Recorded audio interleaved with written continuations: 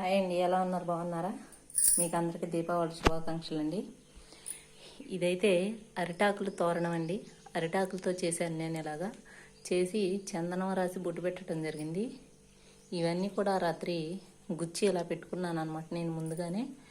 ఇవి మా చెట్లకు పూసిన మందార పూలండి. అమ్మవారికి గులాబీలు అంటే ఎక్కువ ఇష్టం కదా, అందుకని ఇలా గులాబీ దండలు కూడా గుచ్చాను అనమాట.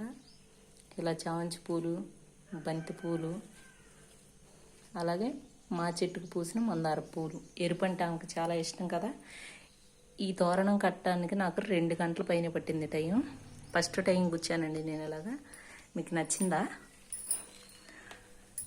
అలాగే మా తోటలో పూసిన కనకాంబరాలండి. ఇవి మా చెట్లకు పూసిన గులాబీ పూలు.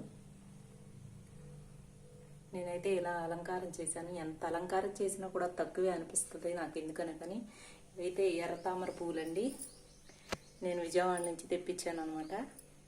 అమ్మవారికి ఇష్టం కదా. ఈ పువ్వులు మా చెట్లేనండి. నేను ఇలా అయితే అలంకారం చేసుకున్నాను. అమ్మవారికి సువాసన భరితమైన ఏవైనా అంటే ఇష్టం కదా, అందుకని నేను ఇలాగా మరవం తెప్పించాను. మంచి వాసన వస్తుంది కాబట్టి. అలాగే అమ్మవారికి చిట్టి గాజులు, ఎల్లో కలర్ అంటే ఇష్టం కదా, ఎల్లో కలర్ తెప్పించాను నేను. తామర పూలతో ఇలా అయితే పీట మీద అలంకారం చేసుకున్నాను నేను అమ్మవారిని. మా పూజా మందిరం అంతా కూడా ఇలా అలంకారం చేసుకున్నాను. అలాగే దీంట్లో జవాది పౌడర్ అని ఉంటుందండి, చాలా మంచి సువాసన వస్తుంది ఆ పౌడర్ అండి. దీంట్లో వేసుకొని అమ్మవారికి ఇలా నీళ్లు పోసి పెడితే చాలా ఇష్టం కాబట్టి ఇలా పెట్టాను నేను. అలాగే ప్రసాదంగానే నేను సపరేట్గా ఒక ఇత్తడి ప్లేట్ అయితే కొనుక్కొచ్చుకోవడం జరిగింది. ఇది ఇత్తడి ప్లేట్ అండి. దాంట్లో ఇలా అరిటాకు వేసుకున్నాను నేను నైవేద్యం పెట్టుకోవడానికి. ఇవైతే తామర పువ్వులండి.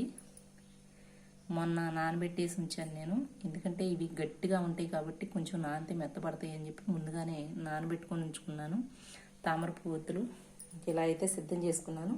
నేను సాయంత్రం వెలిగించుకోవడానికి కూడా ఒత్తులు ఫస్టే నువ్వుల నూనె, అలాగే ఆవు నెయ్యి, జవాది పౌడరు, మంచి వాసన రావడానికి మరం వేసానండి. ఎంత సువాసన వస్తుంది అసలుకి, చాలా మంచి సువాసన వస్తుంది.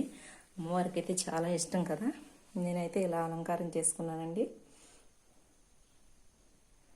నాకు ఇట్లా అలంకారం చేయటం అంటే ఎంతో ఇష్టం. చాలా మనసు ప్రశాంతంగా అనిపిస్తుంది ఇలా అలంకారం చేసుకుంటే మాత్రం. ఏ పండగకైనా సరే నాకు ఇలా చేస్తే ఎంత టైం పట్టినా పర్వాలేదు, కానీ ఎంత ఓపికగా చేసుకోబుద్ధి అవుతుంది. వాళ్ళైతే మనసు కాస్త అంత ప్రశాంతంగా ఉంది, చాలా ఆనందంగా ఉందని చెప్పుకోవచ్చు. తెల్లారగట్ల 4 గంటలకు లేసానండి ఈ అలంకారం చేయటానికి. మట్టుకే ఈ దేవుడి గుడి దగ్గర నేను చేసుకున్న అలంకారం చేసినంతసేపు ఈ టైం మటుకి 4 గంటలన్నర పట్టిందండి ఈ అలంకారం చేయడానికి నాకు. ఇంకా పూల మాలలు అవి కట్టుకున్నాయి కాకోకుండా. సరేనండి, ఇంకా దీపారాధన చేసుకోవాలి కదా నేను.